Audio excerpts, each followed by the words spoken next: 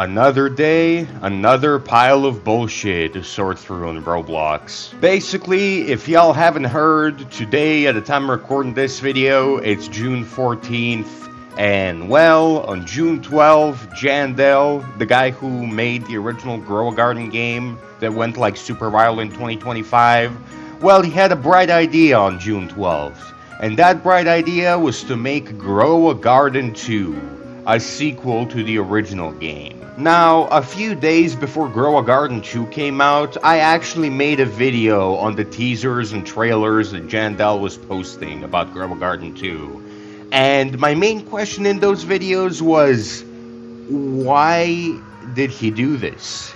Well, like why is he trying to make Grow a Garden 2, right? Like what's the point? Like, he already milked the game to death. The game is dead. It's over, bro. Just move on to another project. Like, I was just basically really confused as to why he's trying to make a sequel to Grow a Garden, which, you know, already ran its course and, you know, is already a dead horse, you know? And, well, after playing Grow a Garden 2, I think I can safely say that the motive for making a sequel to Grow a Garden was money. It's literally that Krusty Krabs meme where Mr. Krabs opens up a Krusty Krab 2 right next to the original place, and when the news reporter asks him why he did it, he just says money. And, you know, at first I was trying to give Jandel the benefit of the doubt, because when he first acquired Grow a Garden 1, he at least tried to pretend like the whole purpose of it wasn't just to milk out as much money out of players as possible. I mean, in the original Grow a Garden, there were still paid seeds and seed packs and game passes and whatnot for pretty much as long as time has existed. But at least, you know, in the beginning of Grow a Garden, there were at least like alternative free-to-play methods of obtaining all the pay-to-win seed packs and seeds and pets and whatnot, right? Like, at least there was some way for free-to-play players to compete with all the pay-to-win chuds. And even though they weren't, like, amazing methods, at least there was something for the free-to-play players, right?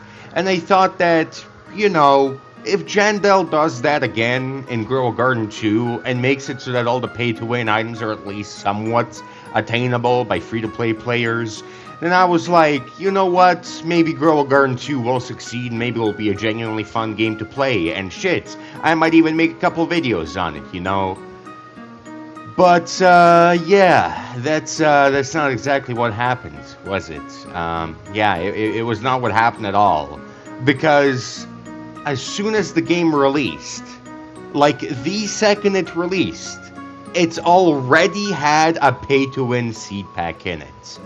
And not only was it a pay-to-win seed pack, but there was no way to get it for free as a free-to-play player. If you were a free-to-play player, you were shit out of luck. There was a 0% chance you could get this pay-to-win seed pack. If you're a free-to-play player and you want a ghost pepper seed, you can just go fuck yourself, basically. That's legitimately all you can do. So, basically, what I'm trying to say is that this game, from the moment of its conception, was made with the thought in mind that people were going to be spending hundreds and hundreds and hundreds of IRL dollars on the game from the moment that it comes out. But let's stop complaining about the pay-to-win aspects and let's actually talk about the gameplay. What does the gameplay look like? Are there any differences from Grow a Garden 1? Do the differences justify the game being a sequel? Well, let's find out. One new feature in the game is the addition of guilds, which are like little teams that you can set up with your friends or strangers, and you guys can play together and compete in a bunch of different competitions against other guilds, and then whoever comes out on top gets a super special and super cool reward. And that sounds awesome. That sounds like a great addition, right? It sounds pretty cool, and you know, it sounds like something that will keep you playing and keep you interested in the game. But, well, it's kind of exactly the opposite of that, because the whole thing about guilds is that they're meant to be a competition between players to see which player is the best. But the reality is that the bots are gonna win every single guild competition. Like, Grow a Garden 2 already has a botting problem, just like Grow a Garden 1. where there are a bunch of bots just farming items and pets and whatnot automatically, like 24/7, and they're farming them to sell them on the black market, of course. And these bots are just gonna win every single guild contest ever. Like, just straight up.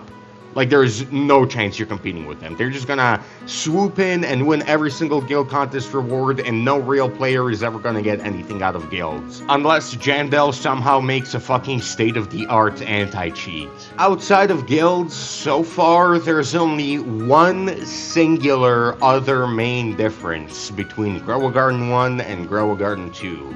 So it better be fucking good, right? Well, the difference is that this game has a day and night cycle, and when it's day, it's chill, it's peaceful, you know, you can go buy seeds, plant them down, watch them grow, and do all that regular Grow a Garden 1 stuff.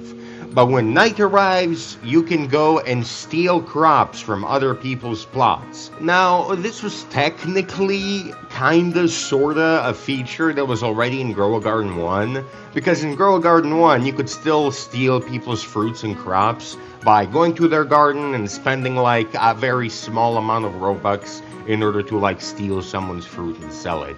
However, in Grow a Garden 2, stealing is like an actual ingrained core part of the game.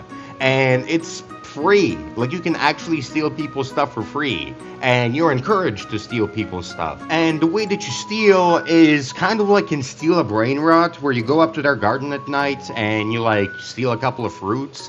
And you have to make it all the way back to your garden while the person that you stole the fruits from is trying to chase you down and whack you with their weapons.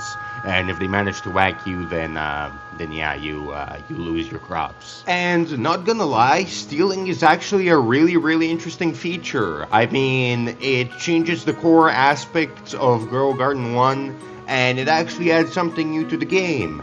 And there are many different ways that you can steal crops from other people's plots or defend your own plot against thieves and people trying to steal your stuff. Because outside of just whacking people in the head whenever you want them to stop stealing your fruits and stuff, you can also plant defensive plants in your garden, like the Venus flytrap, for example, which will chomp and eat anyone that's trying to enter your garden. Or, for example, you can also have the Dragon's Breath fruits, which will grow into a bunch of little dragon heads that shoot fire to enemies that are trying to approach your garden and steal your shit. And honestly, this whole defense versus attack dynamic in Grow a Garden 2 is really cool. Is what I would be saying if I was a total fucking idiot, because it's actually the worst thing ever. And that's because of one main mechanic, which is that when you're in your garden, nobody can steal from you. That's right, all you have to do to defend your garden from thieves is just simply stand in it. I'm not joking, that's literally all you have to do. Because as long as you're standing in your garden, nobody can do anything to it. And it's like, why? Why would you do this? Why would you design a game like this? I mean, like, I get it, you need some kind of a safety net in order to prevent people from stealing all your shit.